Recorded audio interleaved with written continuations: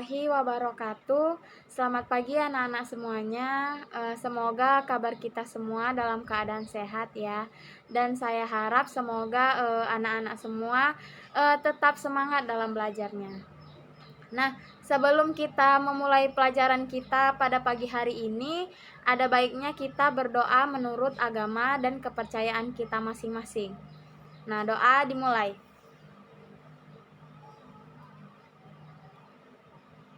Doa selesai.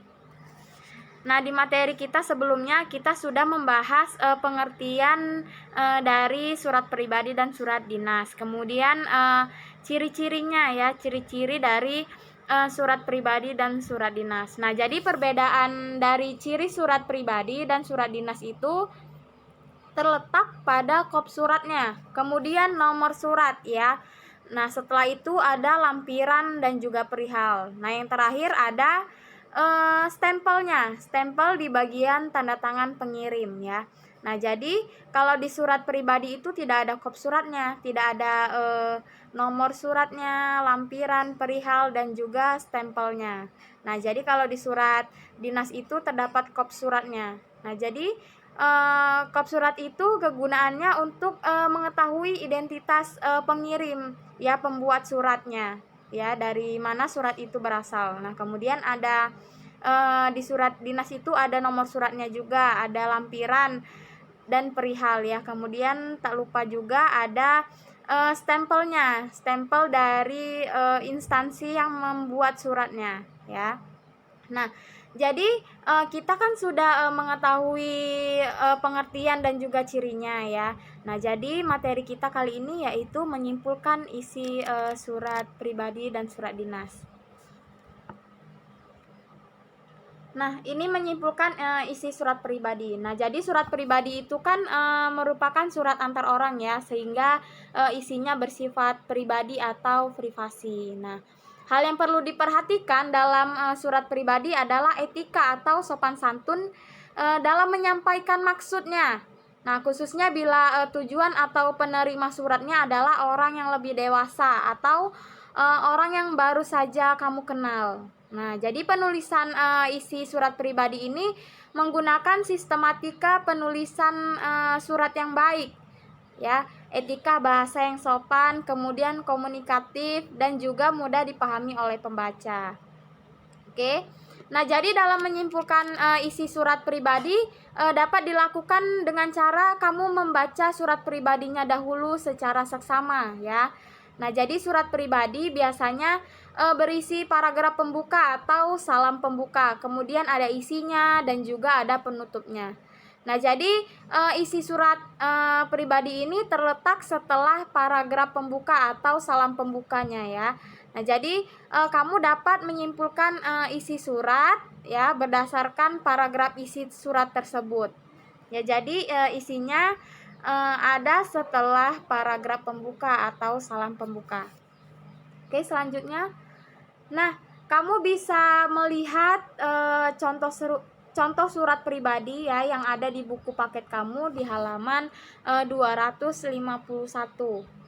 Oke, buka buku paket kamu di halaman 251. Nah, di situ ada contoh surat 1 ya, surat pribadi 1. Nah, di sini ya, di sini suratnya bertanggalkan tanggal 14 November 2015 ya.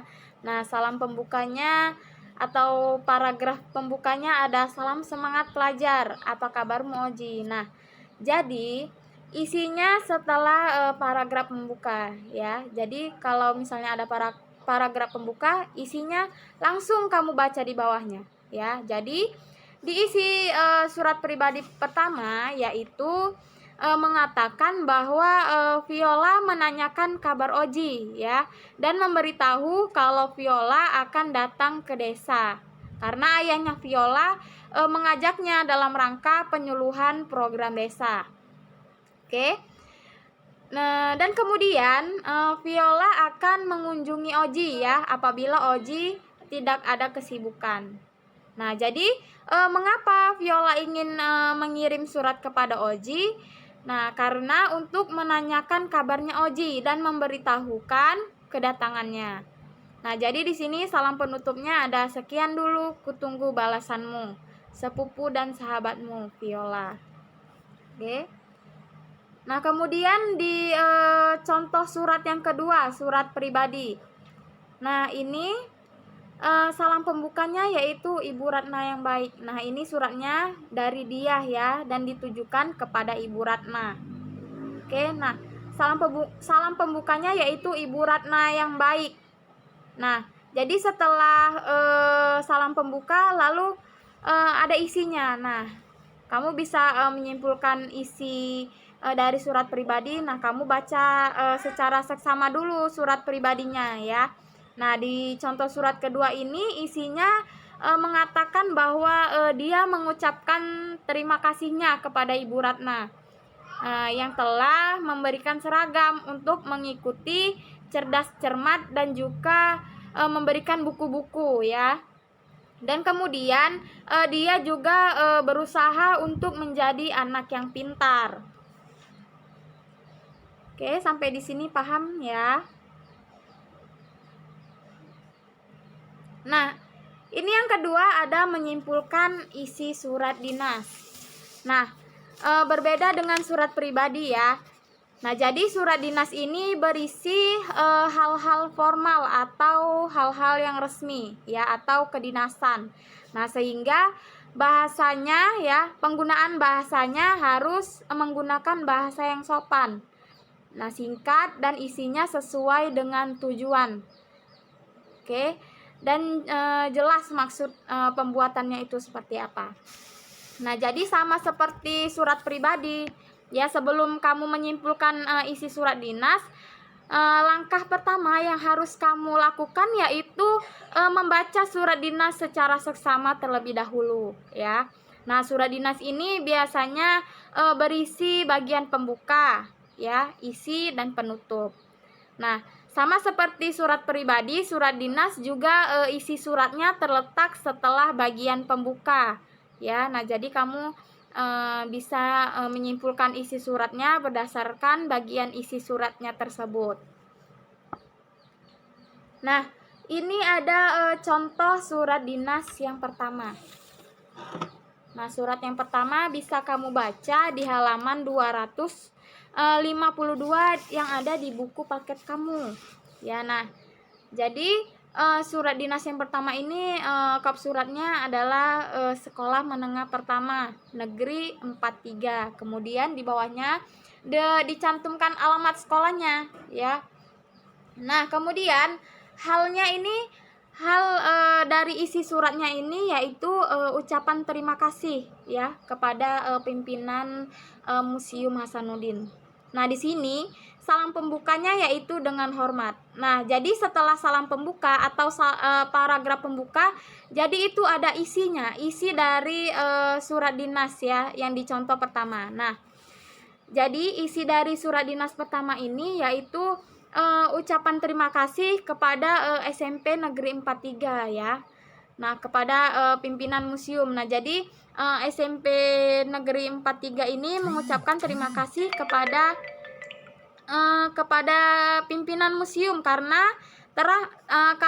telah memberikan pelayanan terbaik ya kepada siswa-siswanya yang berkunjung. Nah, jadi di sini ya. Nah, di salam penutupnya di sini dia merasa puas karena kunjungan ke Museum Hasanuddin Makassar. Kemudian dia mengucapkan semoga kerjasama yang baik ini dapat dilanjutkan di masa yang akan mendatang. Nah, di sini kepala sekolah ya yang menandatangani surat dinasnya. Nah, kemudian di sini juga ada contoh surat dinas yang kedua. Nah, jadi surat dinas ini yaitu surat permohonan izin atas nama Elvira Kate. Ya, nah di surat ini bertuliskan pada tanggal 20 Mei 2015. Nah, jadi surat ini ditujukan kepada guru mata pelajaran yang ada di SMP Negeri 3 Malang. Nah, jadi di sini salam pembukanya ada dengan hormat. Nah, jadi setelah salam pembuka lalu ada isinya. Nah, kemudian kamu baca isinya dan bisa kamu simpulkan isi dari surat dinas yang kedua ini. Nah, jadi isinya di sini adalah permohonan izin ya ketidakhadiran Elvira Kate kepada guru mata pelajarannya, ya, guru mata pelajaran di sekolahnya karena ada kepentingan keluarga. Oke. Nah, di sini juga tanda tangannya diletakkan nama orang tuanya, yaitu Lady Kate, ya. Nah, jadi kenapa surat permohonan izin tersebut berbentuk surat dinas, ya? Nah, karena surat dinas ini bersifat lebih formal dan surat permohonan izin ini ya ditujukan kepada sebuah instansi, ya, instansinya yaitu sekolah. Oke. Nah, oke. Nah, ini penguraian isi surat pertama, isi surat kedua, dan juga mengapa surat permohonan izin tersebut berbentuk surat dinas.